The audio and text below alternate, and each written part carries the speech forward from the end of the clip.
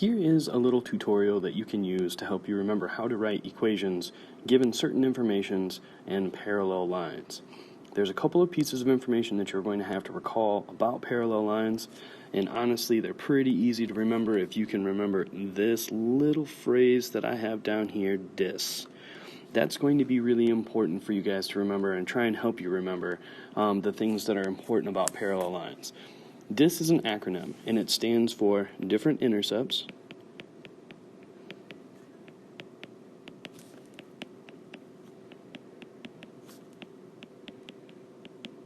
and same slopes. If you can remember that parallel lines have different y-intercepts, but they use the same slopes, all parallel lines have the same slopes, then you'll remember a lot of useful information that you need to know about parallel lines. Parallel lines never cross, and that same slope idea is how we keep them from crossing. So they're moving at the same rates every single place that they are moving. Okay? Now, if I'm looking at slopes and intercepts, I should probably always start off with my equations in slope-intercept form, and because that's the information that I'm going to look for. Now, in my first equation, the one that I'm given that's right over here, it's not necessarily in slope-intercept form. If you guys remember, an equation that looks like that one right there, that one's in standard form. That's when my x and y are on the same side of the equal sign.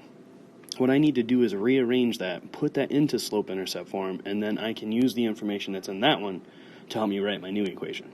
So I'm going to solve for y, because when I'm in slope-intercept form, it's y equals, y is solved for, and if I can get this equation that I have here solved for y, then I can use the information that's given to me in that form. So I'm going to do that, solve for y.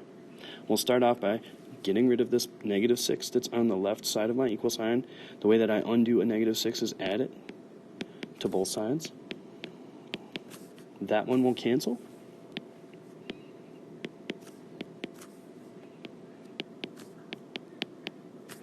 And then I'll divide everything by 3 to get my y by itself.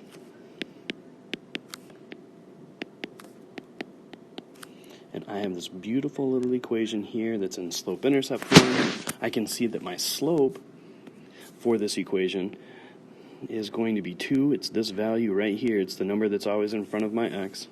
I can see that my y-intercept for this equation is the number being added onto the back end here. It's the 4 that I see there.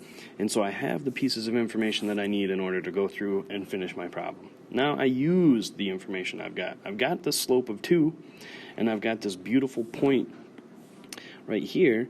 And if I have those two pieces of information and I want to go through and write an equation, what I'm going to do is use my point and slope form, because that's what I've got. I've got a point and a slope. My point slope form is y minus y1 is equal to m times x minus x1. And I just drop these pieces of information in. If I'm looking at what I've got here, I have a slope of m, I have an x1 and a y1 that I can put right into my equation, and that's all I really need. So I just put the information I have in, and then I'm done. So y minus my y1 value, which is 13, is equal to my slope m times x minus my x1 value, and I am finished. I hope that helps. Good luck studying.